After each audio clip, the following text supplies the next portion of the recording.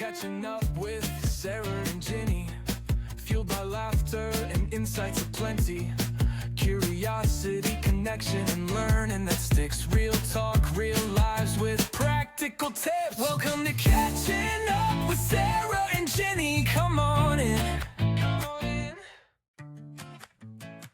Hello, Dallas. And here we are today. We've got Sarah and I. So, you know, kind of you buy one, you get one free, I guess. Like Withnail and I.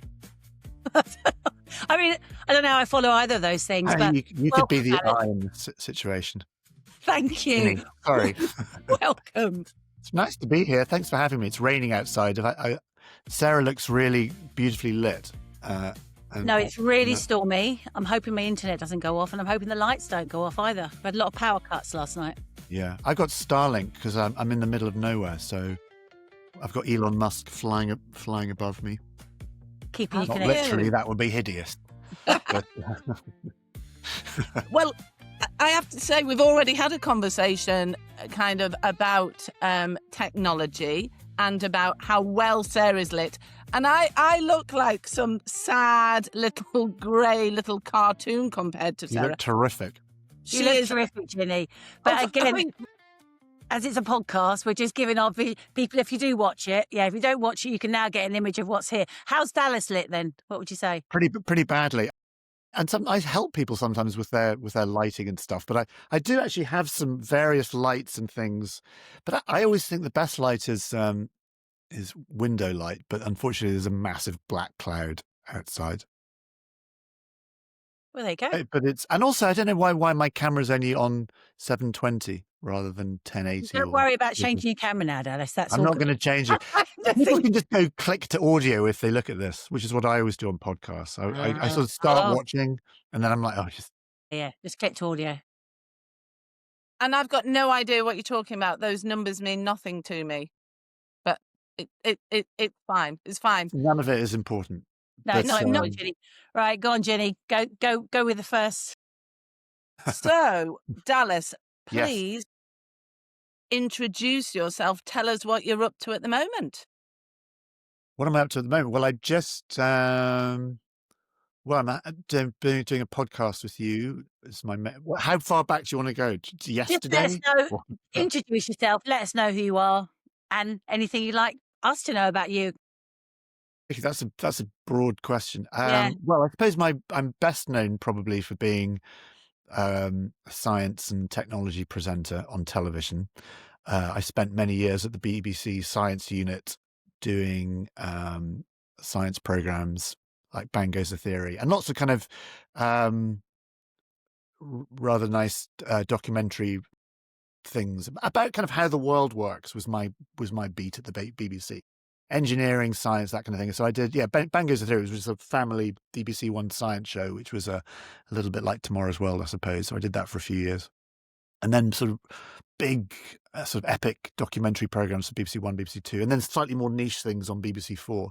So television science was always my thing. Actually, before that, I worked for Channel 5 doing the Gadget Show, which was a tech program. And then so before that, I was working in America, working for Discovery. And so I've worked for all the kind of big sort of broadcasters, BBC, Discovery, Nat Geo.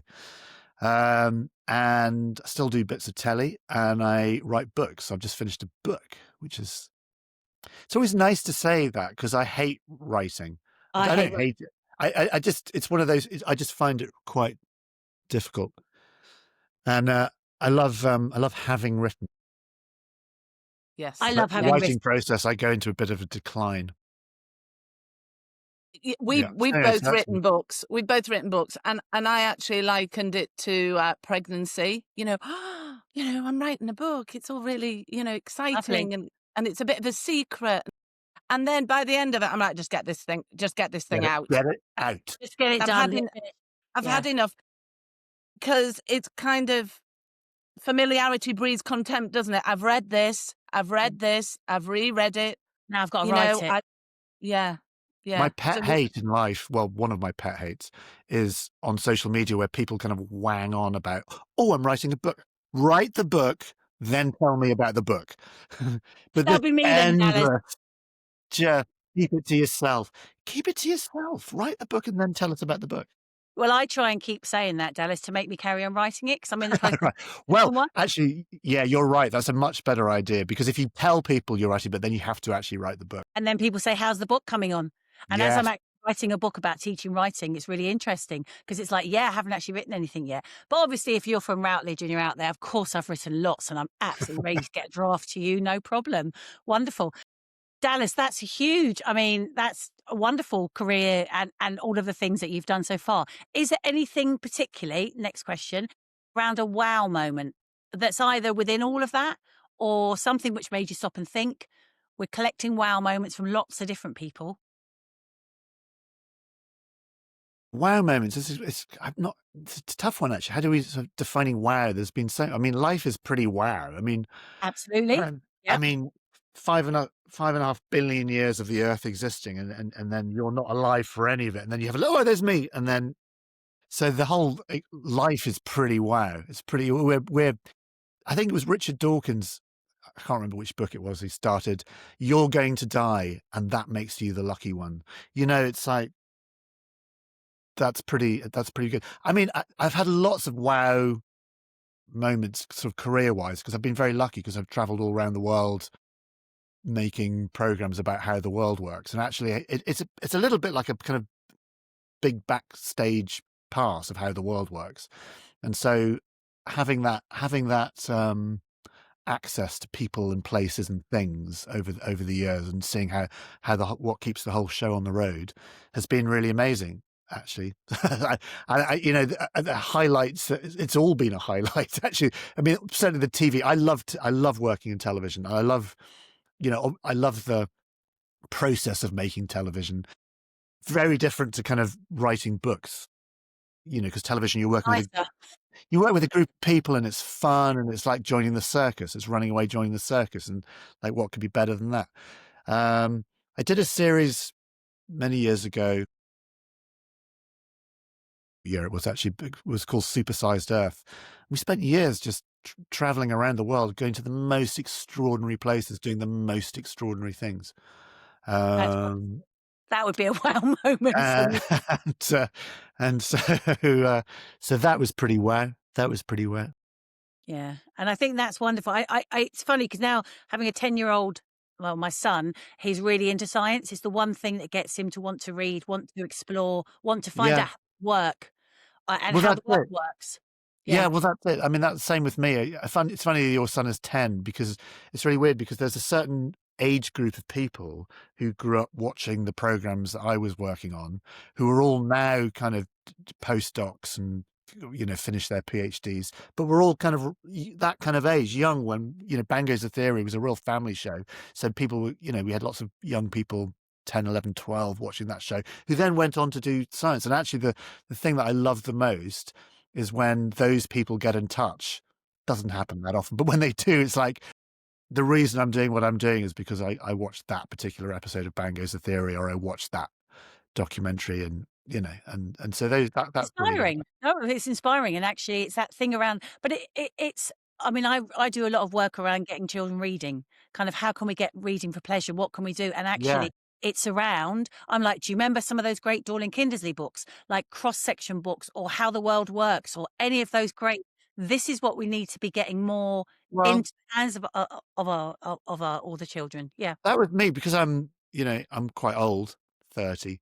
Um, a bit like me then, Dallas. yeah, 32. well, but I grew up watching, you know, Thursday night was Top of the Pops and Tomorrow's World, Oh, I and know. you know, so I grew up watching, you Yeah, know, I grew up watching Blue Peter, yeah. Tomorrow's World, and so I had that.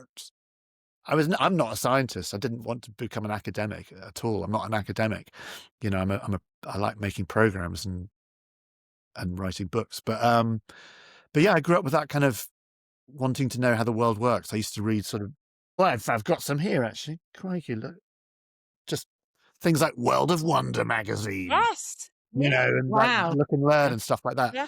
And I grew up watching, you know, I remember watching sort of Jacob Bronowski's Ascent of Man and those sorts of programs. So actually for me, television, factual television growing up, particularly the BBC. So working for the BBC in my career, that was probably my biggest wow moment, because for me, the BBC Science Unit was always the gold standard, because it was, it was all those programs which I loved. And so I love that. I love that. You just taken me straight back. Top of the Pops, Tomorrow's World. You Well, forget it's how interesting, important actually. that was. Everyone watched it at the same time. Well, exactly. Thank you. Yeah. Yeah, we had this collective. Yeah. There was a collective culture, and we all had this shared things that we all sort of did together, even though we were in different houses, obviously. But we'd watch television. But of course, there were kind of moral panics about television at the time. I remember, Mary Whitehouse, and we're all watching too much television, which we probably did. And we're having the same conversations now about the internet. However, I mean,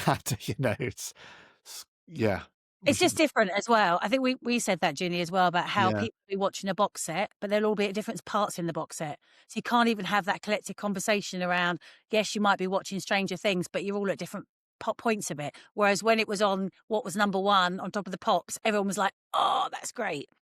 Yeah. I'll tell you what has been interesting recently with TV watching is Traitors, because of the way they put that out. And I was listening about it, that they did like 2 a week. So you could easily be up to date with it. And so many conversations I've had in the staff room, actually, or a conversation started, anyone watch Traitors? And it brings people together. And like when I was young, we'd watch something on telly, then we would all talk about it at school. So really interesting. I think the Traitors particularly, because it wasn't consecutive nights. It was, 2 per week. And so, it brings people together. And going back to kind of science and curiosity, Sarah is such an advocate for reading, as am I. And I find when my reluctant, in inverted commas, readers, they don't want to read a whole novel. But I had a child, and it was brilliant, Dallas. He said, Mrs. Bootman, let me show you what I'm reading. And he was reading the Highway Code. And he was loving it. He was loving the Highway Code. And there were little questions in the back, and he had a quiz, and I was like, and that's how to get into reading. Yeah. And the signs are Really everywhere. good idea. Yeah. My daughter's driving at the moment, so Highway Code is actually there's a woman on Instagram and TikTok whose name I now forget, but she's brilliant, and I'm slightly obsessed by her videos because she's so good, and I'm like learning all. I've been driving for 100 years. I should have known this. There is. I'm like, am I meant to change down when I'm approaching a roundabout? Yes. Thanks. That whole roundabout thing. The whole. Who goes well. Well, my son is learning to drive a tractor. Good for him. Because when 16, so he's finding out all about tractor etiquette. But is there such a thing as tractor etiquette? No. Apparently so. Guys, give way to me. I'm bigger than you. Yeah, exactly. Yeah. Hold up all traffic at all times. I mean, I have to say, Sarah knows, but on Sunday we went to a tractor and Land Rover extravaganza, and everyone goes out on their tractors and their Land Rovers, and it's all just But coming back, go on. Sorry. No. I went to Diggerland once, which was a kind of digger. Sorry, carry on, Ginny. Diggerland, yeah. Well, Diggerland is just, it's fabulous because it's real things, isn't it?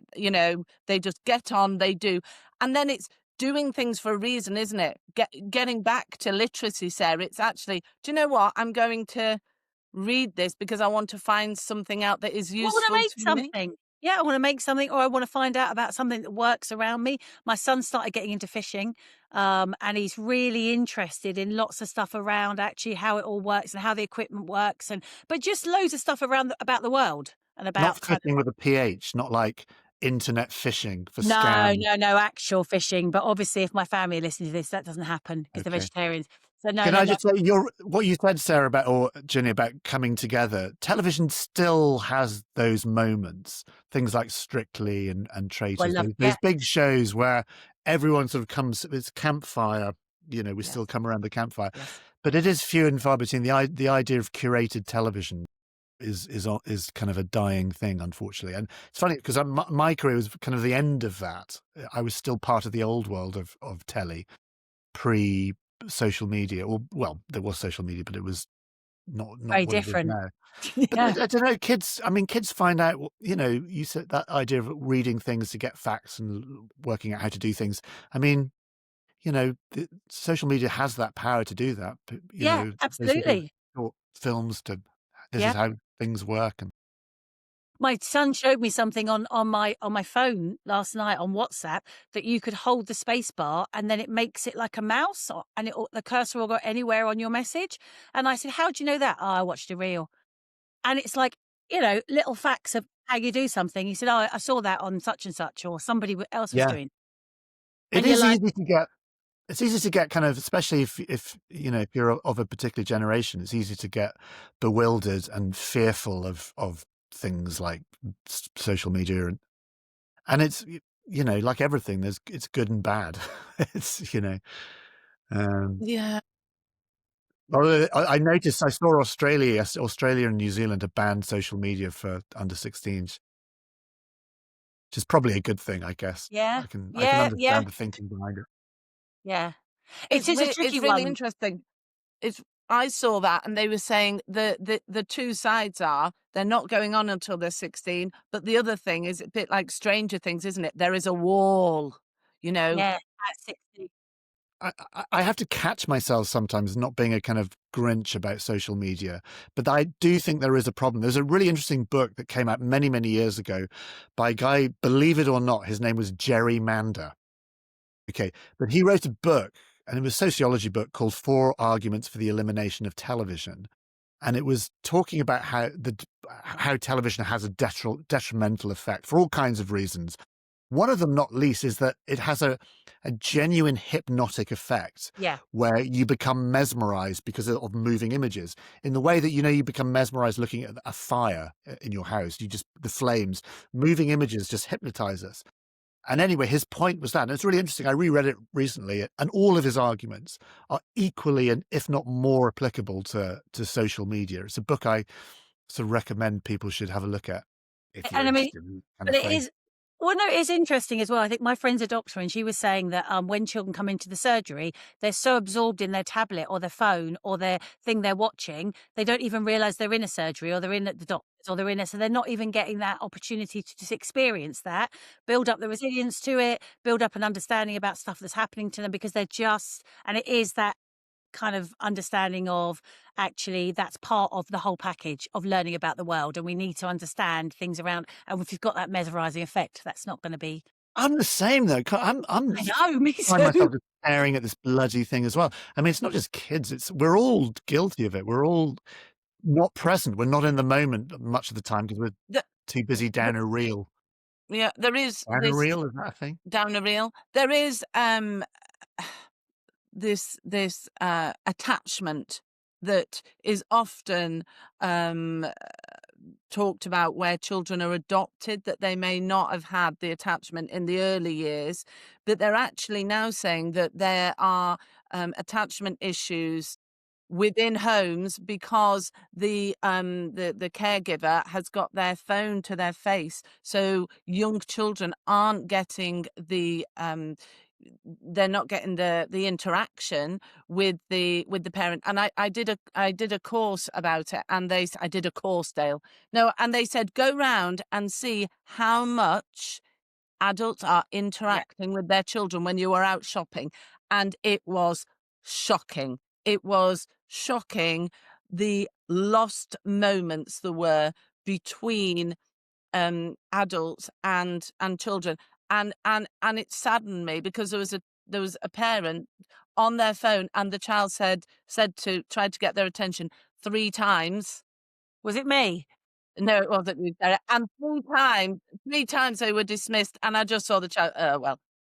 And so I think it's conscious. I think that's what it comes down to, Sarah, isn't it? It's consciously giving time. The old aeroplane mode. I mean, it's easier said than done. But I have this thing, Dallas, about having meals around the table. Making that time, whatever it is, scooting to school on your child's on a scooter. You have those conversations because it is addictive, isn't it? And Yeah. I think it is. I mean, that's the thing. It's addictive. Yeah. It's it's those short dopamine. I don't know if it's dopamine, It is. but Yeah. those that little dopamine hit you get that makes you keep scrolling. It is addictive, I think. I mean, I haven't read any of the studies. I'm sure there's all kinds of studies, but it's we are all stuck to screens. Gerrymanders four arguments for the Yep. elimination of I'm television. going to add that one to. We create a book list around these Oh, do podcasts. you? Well, that's not Yeah. that's not the book I'm recommending today. Don't worry. I've got other books I want to Wow. talk about, not Okay. least my own book. But Of course, there you that'll go. have to go on the list as well. And so, Ginny, do you want to move on to the next? What's the Yes. next big So- question that we have? Yes. So if special needs were a song, what would it be and why, Dallas? wait, if special needs were a song, what? I don't understand what you mean. So if we ask people kind of if they thought about, some people have said things like raw, or things which are uplifting songs, or things from The Greatest Showman. Just like if special needs, you were thinking about children with additional needs in a classroom, and you had a song that would maybe capture the mood at the moment, or what would it be? No idea. This is where I should have read the questions that I you've mean, sent me. no, and Because it's yeah. it depends on the situation, I suppose, and it depends on the context and everything else. So I don't really know. And that's absolutely what people say, because it is around how things are at the moment and the context of what's happening. What examples have we had, Ginny?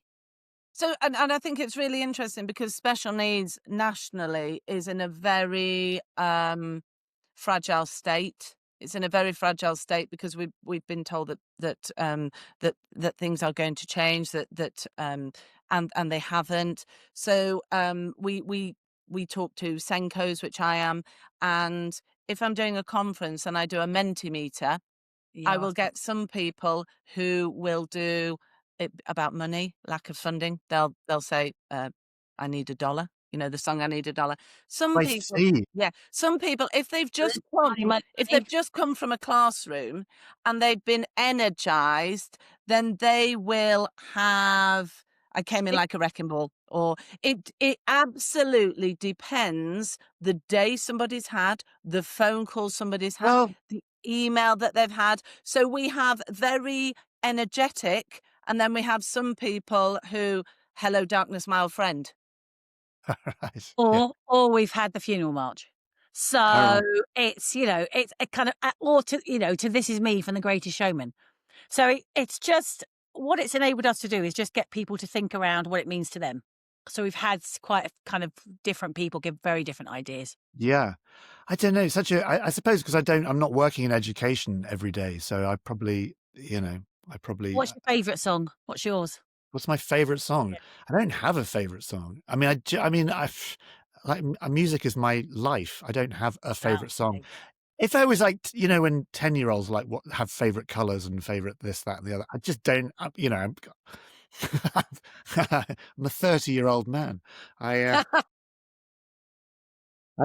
don't do favorites. I don't have favorites really. It depends. It's funny actually. I've got on Spotify. They do the end of the year Spotify rap.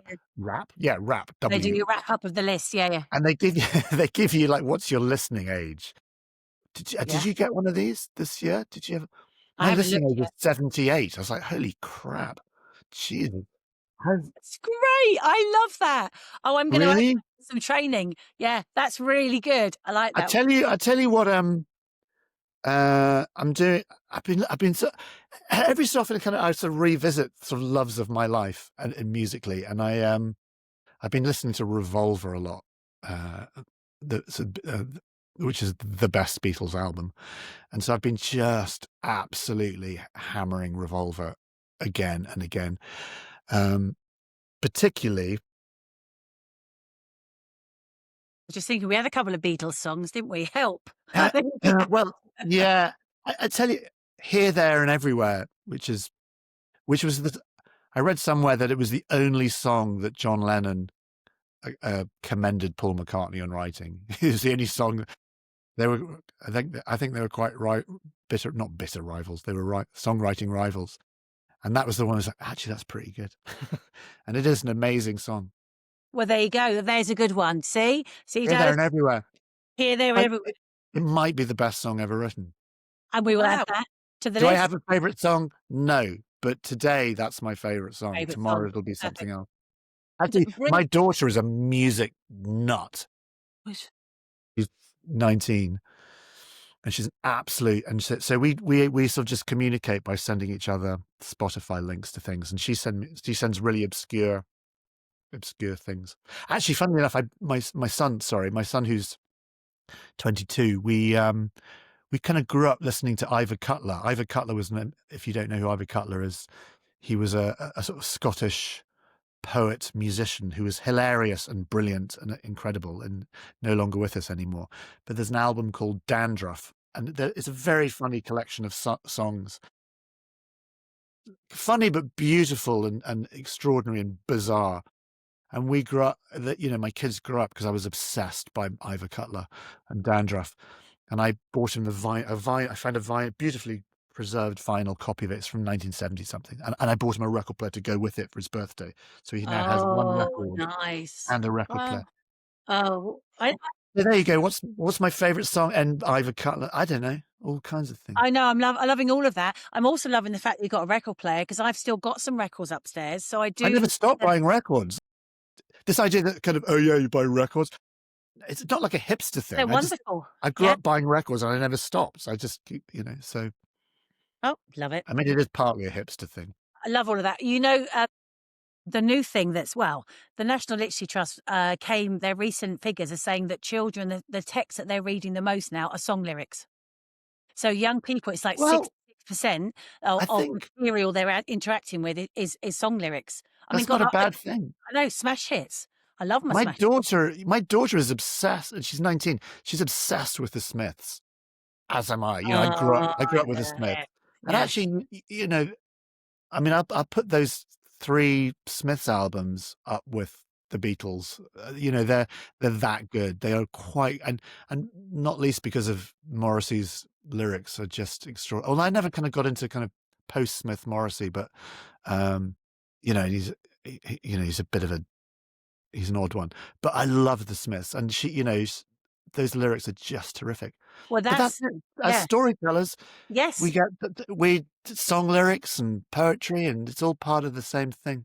So the National Year of Readings for next year, their advert that they've done for that, so Go All In, and it's wonderful. But one of the big things it's got is it talks about young people finding out the lyrics of songs they thought they loved, and then they read the lyrics, or they're getting the subtitles and they see the lyrics and they're like, wow, I didn't realize that's what the lyrics were, and that's what they meant, and they're starting to then get into the way that words carry meaning. Yeah, but it's like you mentioned smash hits, and we used to pour over the you'd tape the top 40 on the radio, and then you'd look at the smash hits lyrics and sing along. Yeah. The big thing. Disc. If you're really old, I remember. Oh God, I'm so old. Oh, well, you're nearly 30, Dallas. You can't be. Okay, I'm gonna be 31 soon. Well, it happens to us all. So the final topic, or the final question, is really about a favourite book of yours. Can be a children's book, can be a book that you've read, can be just a book. Again, you don't do favourites, but just for today, what do you think might be one? I don't do favourites, but this is probably my favourite. Well, there's I have a sort of circular, a bit like music, of albums and songs which I just keep coming back to.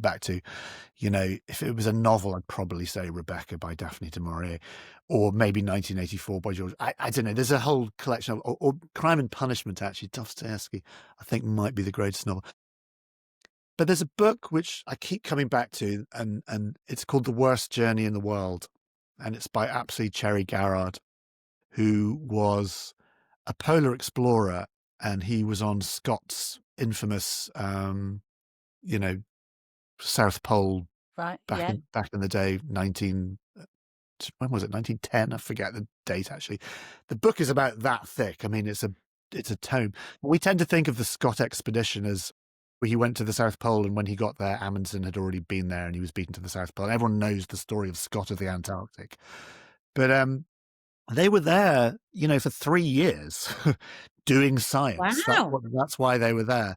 And this book, Cherry Garrard, this book, he was one of the people on that team, and it's an extraordinary description of a place and a landscape and a time. And if you want to, and it's the opposite of TikTok.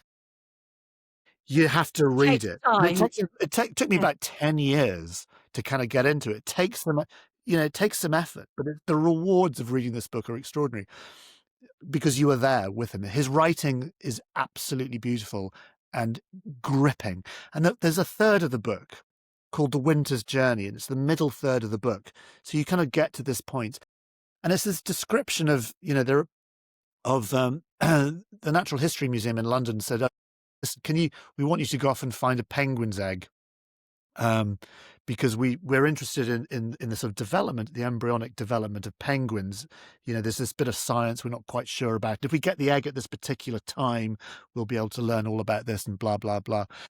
And so these 3 of them or 4 of them, I forget how many it was now, went off on this journey to this particular breeding ground where the penguins were in the middle of winter. And it's the most extraordinary description of human suffering you will ever read. I mean, absolutely, they sort of go, they nearly die getting to find the penguin's egg. And then, of course, they've got to bring the penguin's egg back. But things like when they get the egg, they drop one and it breaks, but they've got one left, and they're, it's like -70 and they're wet and they're freezing. They've all got frostbite. Their tent blows away, so they know they're definitely going to die. And then by chance, they get the tent back, and they're trying to make a stove by cooking whale fat but some of the whale fat spits up and takes somebody's eye out, so he loses an eye. And it's the greatest. With maybe talk about the Sistine Chapel ceiling as this kind of high point of human civilization in painting, perhaps, or I don't know them. Pick whatever you want. But there are sort of, actually, I mentioned 5 billion years of Earth. Oh, there's human. Okay, so right in that curve of humans of like high achievement is that middle third of the worst journey in the world. Anyway, they get back with the egg, and the Natural History Museum, oh, thanks for the egg. Yeah, we don't need it anymore. Yeah, we figured it out. We don't.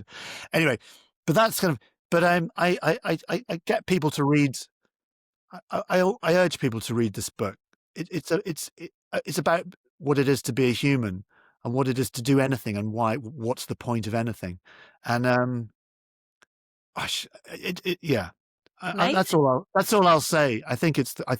I don't have any favorites. I mentioned Dostoevsky, which is a great favorite novel. But if I had to, if the aliens came and they said, "Okay, what's the greatest book ever written?" I'd say it's The Worst Journey in the World. There is no book, better written that I can think of. I think you've just given me an I've idea. I've been around a bit. I've read a few books. I love that. That's Other amazing. than my own book, obviously. And obviously your own book, Dallas, which is wonderful. Wow, that's amazing. It doesn't take. It's quite a lot to. Nobody will read it. You'll all find copies. Oh, Dallas recommended that, and it'll sit on your bookshelf for 10 years. No, I'm going to get. And you'll read a few pages and you go, "Oh, this is heavy going," and but it'll change your life. It will actually change your life. Well, you will see the world differently and with a clarity, having read that book. I think it's a good present for my brother. Actually, that's going to be. No, don't give it to your brother. Give it to your son. Read it. Yeah, I know. Then give it to your brother. As well. Buy 2 copies. Funny, I tell you, my stepdad, he wasn't very well a few years ago, and I got on very well. He was delightful, and I gave it to him for a Christmas present a few years ago, and I said, "Read that." And I knew he'd never bloody read. You know, you send people books, they never Yeah, read yeah, it because they're too busy doing other things, and that's fine. And then about a year later, he called me up and said, "Oh my God, I just read Worst Journey in the World." And he's like, it's absolutely the most perfect book. And he died a week later. And I'm Oh, very happy to say you read that it. the last thing he read was The Worst Journey in the World. Well, I've got to read it now, Dallas. All right, I'm going to order it. I'm literally going to order it today. That's Get wonderful. the edition with the Sarah Wheeler introduction. I Sarah think Wheeler. it's Sarah Wheeler, Right. because Sarah, I hope I'm getting her name right. Sarah Wheeler did a fantastic introduction. I mean, it was written in whenever. It's funny actually because he went back to the UK after the writer, absolutely Terry Garrard, went back to the UK and sort of ended up in the First World War in the trenches, in Ypres, and he was like, the trenches were nothing compared to Antarctica. Honestly, if you want hardship, Antarctica. But anyway, he suffered from terrible depression all of his life after that, and he only ever wrote one book. That's the only book he ever wrote. But Sarah wrote a fantastic biography of him. But her introduction to the book, I urge you, read her introduction. Don't just skip the introduction. Start the book. Read her introduction first as a kind of way into it. It's she writes beautifully, and A long journey coming up, so that might be it'll take you months to read. Yeah. I mean, it's massive. massive. Great. It's kind of War and Peace kind of size. Love it. Wonderful. I feel happily exhausted from that. Do you know what I mean? do. Yeah. I should have brought the opening. I might just. Can I just talk amongst yourself? I'm just going to Google the opening paragraph. Dallas actually read to us, Ginny.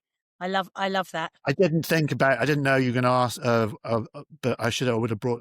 I own 3 copies, just so they're one in every room. It's that good. And I think the way that Dallas has told us the story so far, Sarah, I'm in. Oh no, I'm in. Really? Yeah, I'm in with the egg. I feel for the person who lost their eye. It's all. Yeah, I'm up for it. Yeah, it's a commitment. So I always loved the opening paragraph of it. I mean, it's such a massive book. Okay, we're ready.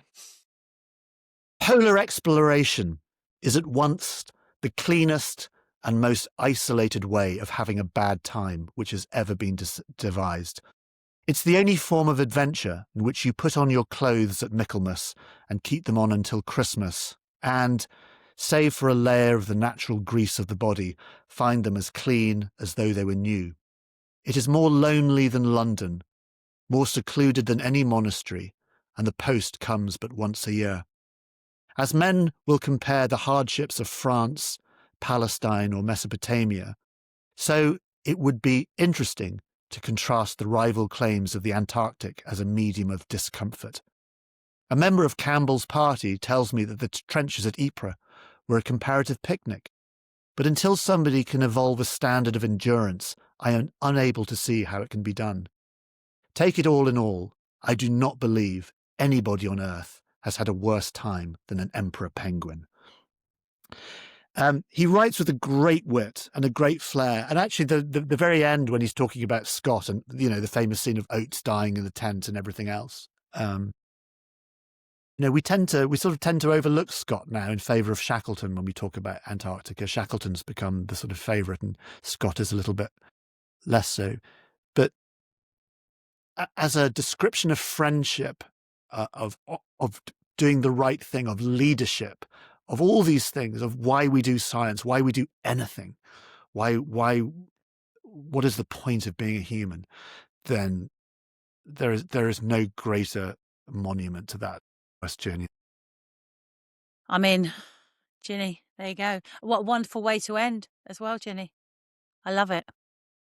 I just love that, and that calmness that we've ended on. That thank you. Other than my own book, which comes out. Thanks. Dallas is back. Like, calm, serenity, and off we go again. Brilliant. It has been an absolute joy, Dallas. Is that it? Where were all the questions? I thought I had to answer the questions. Oh, Yeah. We just wove them in, Dallas. Did you not notice? We just wove them in seamlessly. Well, you're pros. totally. Total pros. Yeah. Thank you so much. And as we always say, Sarah, it's always a pleasure. Never sure. I Damn love it! that. My mother always said that. I love that. Oh, I love that. Love it. That's how we end the podcast. But thank you, Dallas. Yeah. As Dallas's mother said, we'll let Dallas do the ambit. Dallas, it's always a pleasure. Never a chore. Love it. Bye for now. For now. Thanks for joining us this time on Catching Up with Sarah and Ginny. Always a pleasure and never a chore. Woo!